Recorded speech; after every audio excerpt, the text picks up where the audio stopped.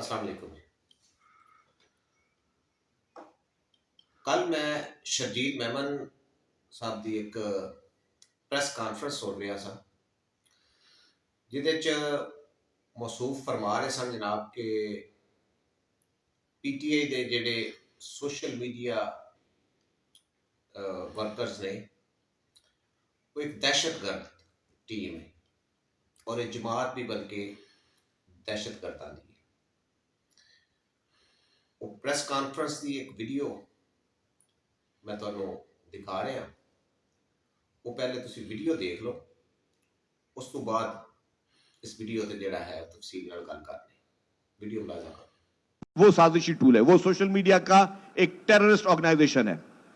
PTI इस वक्त social media की पाकिस्तान की टेररिस्ट ऑर्गेनाइजेशन है, जिसको चाहे उसके खिलाफ ट्रोलिंग करे, लोगों की फैमिलीज पे उन्होंने हमले किए, लोगों की पर्सनल लाइफ पे हमले किए।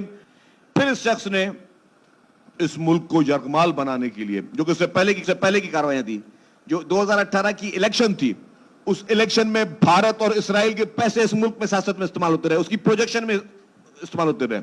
क्या किया गया? नौजवान नस्ल के सामने, आम आदमी को जो शायद मासूम है, आम आदमी जो पाकिस्तान की सियासी गिमिक्स को समझता नहीं है, उसको फरिश्ता करके पेश करने की कोशिश की गई, उसकी इमेज बिल्डिंग की कोशिश की गई।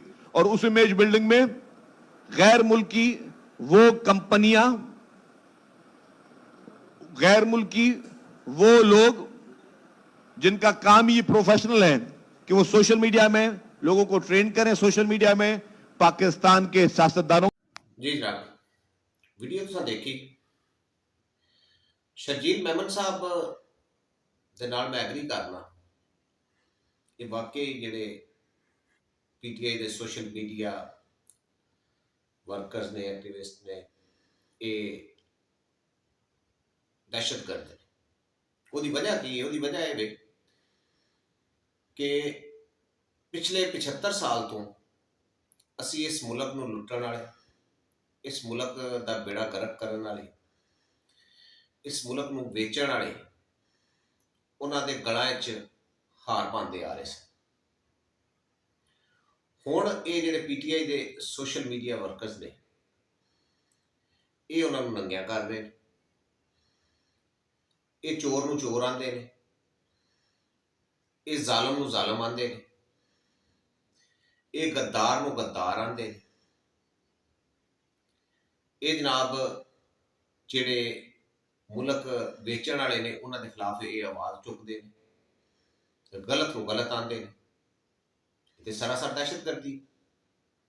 ਪਿਛਲੇ 75 ਸਾਲ ਜਿਹੜੇ ਕਰਪਟ ਲੋਕਾਂ ਨੂੰ ਅਸੀਂ ਹਾਰ ਪਾਉਂਦੇ ਆ ਰਹੇ ਹਾਂ, ਅੱਜ ਜਿਹੜਾ ਬੰਦਾ ਉਹਨਾਂ ਨੂੰ ਕਰਪਟ ਆਖੇਗਾ, ਜ਼ਾਲਮ ਆਖੇਗਾ, ਬੇਈਮਾਨ ਆਖੇਗਾ, ਚੋਰ ਆਖੇਗਾ, ਉੱਥੇ ਜਨਾਬ ਦਹਿਸ਼ਤਗਰਦੀ ਕਰਤਾਣਿਆ ਜਾਏ। ਬਿਲਕੁਲ ਦਹਿਸ਼ਤਗਰਦ। ਔਰ ਸਭ ਤੋਂ ਵੱਡਾ ਦਹਿਸ਼ਤਗਰਦ ਜਿਹੜਾ ਹੈ ਉਹ ਇਸ ਟਾਈਮ ਅਡਿਆਲਾ ਜੇਲ੍ਹ ਵਿੱਚ। ਔਰ ਬਿਲਕੁਲ ਠੀਕ ਉਹਨੂੰ ਜੇਲ੍ਹ ਦੇ ਵਿੱਚ ਰੱਖਿਆ ਗਿਆ ਹੈ। ਉਸ ਬੰਦੇ ਨੇ ਇਸ ਮੁਲਕ ਦੇ ਨੌਜਵਾਨਾਂ ਨੂੰ ਦਹਿਸ਼ਤਗਰਦ ਬਣਾ ਦਿੱਤਾ। ਉਹਨੇ ਇਸ ਮੁਲਕ ਦੇ ਨੌਜਵਾਨ ਨੂੰ ਬੋਲਣਾ ਸਿਖਾ ਦਿੱਤਾ। ਬੇਜ਼ੁਬਾਨ ਕੌਮ ਜਿਹੜੀ ਸੀ, ਉਹਦੇ ਮੂੰਹ 'ਚ ਜ਼ੁਬਾਨ ਦੇ ਦਿੱਤੀ। ਉਹ ਹੁਣ ਆਪਣੇ ਹੱਕ ਲਈ ਬੋਲਦੇ ਨੇ। ਉਹ ਚੋਰ ਨੂੰ ਚੋਰ ਆਂਦੇ ਨੇ, ਸਰੇਆਮ ਚੋਰ ਆਂਦੇ। ਸਭ ਤੋਂ ਵੱਡਾ ਦਹਿਸ਼ਤਗਰਦ ਜਿਹਨੇ ਜਨਾਬ ਗਰੀਬ ਆਵਾਮ ਨੂੰ ਸਿਹਤ ਕਾਰਡ ਦੇ ਦਿੱਤਾ।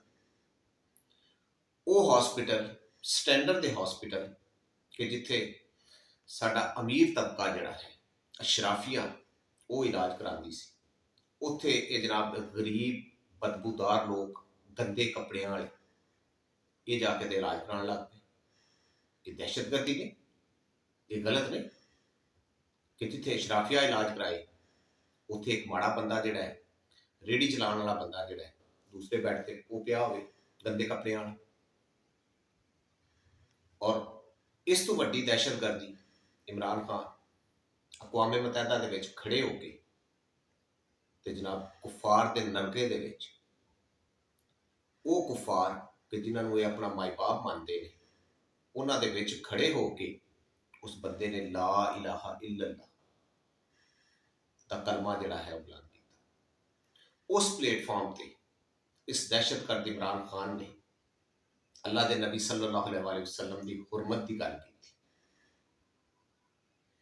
उस प्लेटफॉर्म पर खड़े होके इस दहशतगर्द इमरान खान ने क्या कि अगर साडे ते किसी बंदे जंग मुसलत की, असी बेशक कमज़ोर होए, लेकिन अगर जंग और गुलामी इन्हां दे विचों सानूं एक चीज़ जिहड़ा है उहनूं चॉइस करना पिया ते असी जंग नूं और मौत नूं लड़ के मौत नूं तरजीह देंगे, क्योंकि असी शहादत अगर असी मरीए तो असी शहीद होने।